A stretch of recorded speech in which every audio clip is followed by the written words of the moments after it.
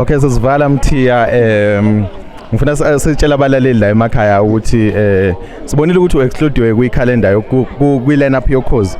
Mhlambe ke abalandeli bakho nabathandi bakho u DJ Sigqemeza bangalindelani kuwena ukusuka manje kuya phambili?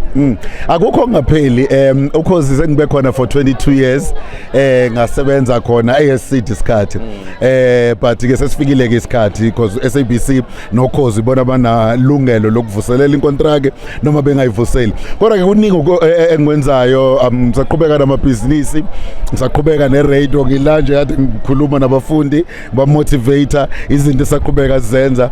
Also ngine ministry of which ngiyakhonzisa sikhathalele silambele imphefumulo esiyilandayo siyibuyise kuKristu. Amabhizinisi ngisaqhubeka nokwenza, so ngizoba khona social media basaqhubeka bekulandele ku DJ Sigqemeza more than 1 million followers ku Facebook, mawa combine onke Twitter, TikTok siza ku plus minus 1.8 million.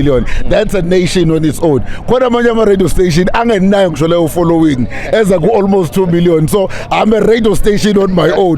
So kahle the whole idea is just to make sure ukuthi abantu basathola izinto ebade bayithola ukubanikeza ihope, because if ikwazi ukwenzeka kithi nakuwe ingenzeka. So but what do you do if yenzeka? Uyahamba ulale phansi ube ngathi ushaye umhlaba or uyavuka uyibuthe ungajabulisi izitha kodwa ubonakale wenza izinto. Ingakho sikwazi ukuba proud sikwenze kube ijoke ukunqokole ngakho phambi kwengane abantu bebona ukuthi noma izimo ifika kodwa izimo ifikele ukuzokubulala but ifikele ukuzokuphakamisa.